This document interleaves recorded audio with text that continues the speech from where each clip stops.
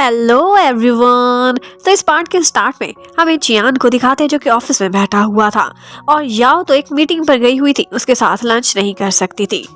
यहाँ पर वो ऑफिस रोमांस से रिलेटेड कुछ स्टडी कर रहा था, लेकिन वहाँ के आइडियाज उसे अपने आइडिया से मैच होते दिखाई नहीं दे रहे थे। जबकि उधर याओ जिस केस पर काम कर रही थी, उसकी क्लाइंट उसके साथ काफी जुल्म हुआ था। उसका रेप कर दिया गया था जब वो ज्यादा ड्रंक हो गई थी और उसके हस्बैंड ने भी उसे छोड़ दिया था जब उसे पता चला था कि उसका बेबी उसका नहीं है बल्कि किसी और का है। और उस बच्चे का बाप कोई और नहीं बल्कि उसका एक्स क्लास फेलो था। अब वही एक्स क्लास फेलो उसकी कोई बात नहीं सुनता था बल्कि उसे ब्लॉक कर दिया था। यहाँ पर याओ उससे कहती है कि मैं उसे बात करने की कोशिश करती हूँ। अब याओ उसका वीचैट नंबर लेकर उससे कांटेक्ट करती है। जबकि उधर चियान को दिखाते हैं ऑफिस में बैठा हुआ था और उसने एक इंसेंस भी रखी हुई थी जिसकी वजह से वो खुद को काम करने की कोशिश कर रहा था। यहाँ पर बाओ और यू दोनों उसे काफी नोटिस कर रहे थे, कहते हैं कि कुछ दिनों से ये काफी बदला बदला दिखाई दे रहा है। इवन कि उसके ऑफिस में भी जाकर झांकते हैं और उन्हें ये शक हो रहा था कि उनके बॉस मॉन्क तो नहीं बनने वाले। जबकि उधर याओ के पास उसी रेस्टोरेंट में वही लड़का आ जाता है जो कि उस बच्चे का रियल डैड था, लेकिन वो काफी गुस्सा करता है क्योंकि उसे पता नहीं था कि एक क्लाइंट भी वहां पर मौजूद होगी। वो आते ही कहने लगता है कि इस बात का इसके पास कोई सबूत नहीं और वैसे भी मेरी थोड़े दिनों में शादी होने वाली है, मैं एक अमीर इंसान हूँ, इसलिए मुझे फंसाने की कोशिश कर रही है। यहाँ पर वो कहता है कि मैंने सिर्फ इसके साथ एक रात बिताई थी, लेकिन इस बात की कोई गारंटी नहीं और ना ही ये मुझे इस बात के लिए फोर्स कर सकती है कि मैं उस बच्चे के लिए डीएनए टेस्ट दूं। और तो और वो उस क्लाइंट की इंसल्ट करते हुए उसके मुंह पर कुछ पैसे दे मारता है और कहता है कि ये लो और यहाँ से चली जाओ। वो लेडी बहुत डिस्टर्ब थी, उसका बच्चा भी आजकल हॉस्पिटल में एडमिट था। तो यहाँ पर याओ उसे कहती है कि पैसे तुम रख सकती हो क्योंकि तुम्हारे बच्चे का इस पैसे पर अधिकार है। वो क्लाइंट उससे काफी इम्प्रेस हुई थी क्योंकि याओ उसे बहुत सॉफ्ट हार्टेड लग रही थी। अब थोड़ी देर बाद याओ वापस ऑफिस में आ जाती है और तुरंत ही उसे चियान अपने पास बुलाता है। वो उससे केस की डिटेल्स पूछना चाहता था कि मुझे हेल्प की कोई जरूरत हो तो मुझे बता देना, लेकिन याओ कहती है मेरे पर भरोसा रखे, ये केस मैं आपकी हेल्प के बगैर अकेले ही हैंडल कर लूंगी। और ये बात सुनकर चियान काफी खुश हो गया था। अब थोड़ी देर बाद चियान उसे मैसेज करता है और कहता है पिछले 2-3 दिन से मुझे अच्छे से नींद नहीं आई। तो आगे से याओ उससे कहती है क्या मैं हेल्प करूं आपको सुलाने में। और ये बात सुनते ही चियान ब्लश करने लगता है और तो और वो इतना हॉट हो गया था, उसे लग रहा था कि कमरे का एसी ही बंद हो गया है। अब वो शाम को घर चला जाता है और अपनी बुक रैक में उसी बुक को लगा देता है जिस पर उसने एक और कवर चढ़ाया हुआ था। घर आते ही थोड़ी देर बाद वो एक मीटिंग के सिलसिले में किसी डिनर पर चला गया था, जबकि याओ घर पर अकेली थी। यहाँ पर याओ को कुछ बुक स्टडी करने की जरूरत थी, तो वो जाती है उसके कमरे में और यहाँ पर उसे वही बुक दिखाई दे जाती है। वो खोलती है तो ऊपर कुछ और लिखा था, लेकिन अंदर वो ऑफिस रोमांस पर बुक थी कि परफेक्ट बॉयफ्रेंड कैसे बना जाए, वो भी ऑफिस में रहकर। तो अब थोड़ी देर बाद चियान वापस आ जाता है। याओ उसके लिए डिनर प्रिपेयर कर रही थी। चियान को रियलाइज होता है कि उसकी बुक गायब है, वही बुक जो सस्पिशियस थी। वो याओ से काफी पूछता है, लेकिन वो साफ मुकर जाती है और कहती है कि कौन सी बुक थी, मुझे तुम बताते ही नहीं हो, तुमने मुझसे सीक्रेट्स रखे हुए हैं। और फिर काफी देर उसे तंग करने के बाद वो फाइनली उसे बुक निकाल कर दे देती है और उसे कहती है कि तुम एफर्ट तो बहुत अच्छी कर रहे हो। जबकि उधर वो जो उनको दिखाते हैं, एक दफा शी उसे रिप्लाई नहीं कर रही थी तो वो उसकी लोकेशन चेक करता है, देखता है तो एक सुनसान सी गली में उसकी लोकेशन थी। वो हैरान रह जाता है कि रात होने वाली है, यहाँ पर क्या कर रही है। तो अपने ड्राइवर को बुलाता है और गाड़ी उसी तरफ लेकर जाता है। उसे लग रहा था कि शी को दोबारा से शायद मैंग हिरास करने के लिए पहुंचा होगा।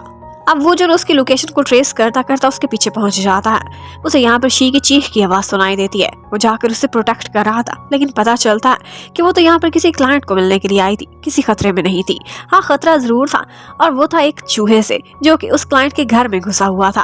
और यहाँ पर वो जोन भी उस चूहे को देखकर काफी डर जाता है। शी उसका काफी मजाक उड़ाती है, कहती है वैसे तो तुम बहुत बहादुर बनते हो, हर वक्त मुझे प्रोटेक्ट करने पहुंच जाते हो, लेकिन एक चूहे से डर गए थे। शी ने फाइनली फैसला कर लिया था कि अब वो वूजून का लव एक्सेप्ट कर लेगी। अब वो उसके कन्फेशन पर उसे यस करने ही वाली थी कि वूजून उसे रोक देता है और कहता है प्लीज अभी नहीं बोलना, मैं हमारे इस मोमेंट को बहुत मेमोरेबल बनाना चाहता हूँ और ये जगह इसके लिए सूटेबल नहीं। मैं पहले एक रेस्टोरेंट बुक कराऊंगा, एक स्पेशल सी जगह पर हम जाएंगे, इकट्ठे डिनर करेंगे और फिर तुम मुझे यस बोलना। अब नेक्स्ट मॉर्निंग वूजून जाता है चियान के पास और उसे एक केस देता है। एक्चुअली वो केस एक दूसरे शहर में था और वो यही बोल रहा था कि तुम हैंडल करोगे। वूजून आजकल काम पर ज्यादा तवज्जो नहीं देता था क्योंकि उसकी ज्यादा तवज्जो लव लाइफ पर थी।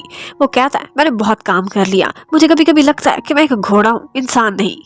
और साथ ही साथ वो चियान से कहने लगता है कि मुझ में कुछ डिफरेंस लगा, लेकिन चियान को लगा था कि शायद ये बीमार तो नहीं हो गया, इसका फेस मुरझाया लग रहा है।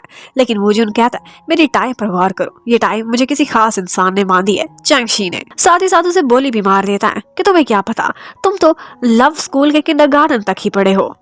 अब चियान को उसकी ये बातें बिल्कुल भी अच्छी नहीं लगती थी। उसके बाद वो जो जाता है अपने ड्राइवर का वेट कर रहा था, लेकिन देखता है तो ड्राइवर नहीं बल्कि चैंगशी पहुंची हुई थी। शी उससे कहती है कि मैंने तुम्हारे ड्राइवर से कार की चाबियां ले ली थी और कहा था कि आज मैं अपने बॉयफ्रेंड के लिए खुद ड्राइव करूंगी। ये सुनते ही वो जो खुश हो जाता है और उससे कहता है प्लीज ये शब्द दोबारा से बोलो, ये सुनने के लिए मेरे कितने सालों से कान तरसे हुए थे कि मैं तुम्हारा बॉयफ्रेंड हूँ। जबकि उधर याओ को दिखाते हैं, वो शाम को घर पर देखती है तो चियान पैकिंग कर रहा था। उसने एक दूसरे शहर जाना था और इस बिजनेस ट्रिप पर उसे 1 हफ्ता लग जाना था। ये सुनते ही याओ काफी सैड हो जाती है, लेकिन चियान कहता है फिक्र मत करो, ज्यादा मिस ना करना, मैं जल्दी आ जाऊंगा। और साथ ही साथ वो उसे इजाजत दे देती है कि इस घर के लिविंग एरिया में तुम कैमरा फुटेज लगा सकते हो ताकि जब दिल चाहे मुझे देख लो। अब उसके बाद याओ अभी नहा कर आई थी तो चियान उसके हेयर भी ड्राई करता है और यहाँ पर उन दोनों के बीच काफी रोमांटिक सीन क्रिएट हो जाते हैं। अब उसके बाद चियान को एयरपोर्ट पर दिखाया जाता है, बाओ उसके साथ था और वहाँ पर एक और फीमेल लॉयर आती है। ये वही लॉयर लियांग थी जो कि उनके ऑफिस में पहले भी बहुत फेमस थी। उसकी पर्सनैलिटी बहुत क्रिज्मेटिक थी और इस केस पर वो चियान के साथ कोलैबोरेट करने वाली थी, तो वो केस से रिलेटेड कुछ डिस्कशन उससे करने लग जाती है। जिस तरह से चियान जाना जाता था उसी तरह से लियांग भी बहुत फेमस थी। तो यहाँ पर बाओ उन दोनों की एक इकट्ठी फोटो बना लेता है और कहने लगता है कि ये दोनों कितना मैचिंग कपल लगते हैं। अब थोड़ी देर बाद वो चियान के पास आकर बैठ गया था और तो और उसने चियान को मैसेज भी कर दिया था कि आप दोनों को देखकर लगता है कि आप लोग बने ही एक दूसरे के लिए हो। लेकिन ये बात सुनते ही चियान को बहुत गुस्सा आता है, क्योंकि ऑफ कोर्स वो तो अपनी गर्लफ्रेंड से बहुत प्यार करता था और उसे ये भी पता था कि बाओ ये बकवास याओ तक भी पहुंचा देगा। जबकि उधर याओ को दिखाते हैं, वो आज कोर्ट में गई हुई थी जहाँ पर वो रियल वाला डैड बहुत गुस्से में आ गया था। उसने धमकी दी थी कि मुझ पर केस ना करना, लेकिन अब वो कहता है कि अब तुमने किया है तो तुम बहुत बुरा भुगतोगी।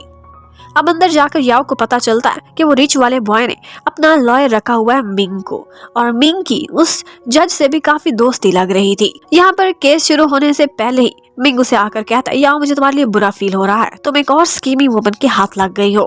वेल अब फाइनली उस केस की हियरिंग स्टार्ट होती है और यहाँ पर मिंग कुछ इस तरह के प्रूफ लेकर आया था जिसे देखते ही वो क्लाइंट बहुत गुस्से में आ गई थी और वो इतना चिल्लाती है, बहुत बुरा भला कहती है। और यहाँ पर उसकी मेंटल कंडीशन को देखकर ऐसे लग रहा था कि जैसे वो नॉर्मल ही नहीं है। वो पहले ही बेचारी डिप्रेशन और स्ट्रेस में रहती थी और अब अपने बारे में इस तरह की चीजें देखकर वो चिल्लाती है और गुस्से में चली जाती है कि मुझे कोई जस्टिस नहीं चाहिए।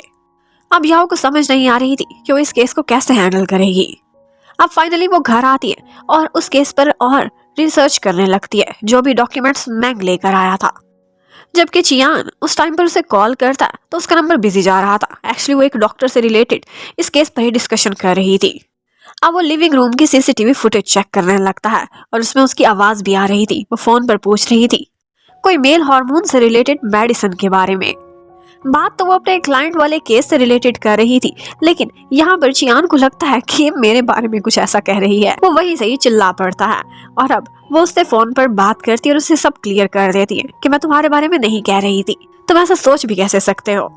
और बस चियान अपनी बातों पर शर्मिंदा हो गया था कि यहीं पर ये पार्ट खत्म होता है। Thank you for watching, bye bye.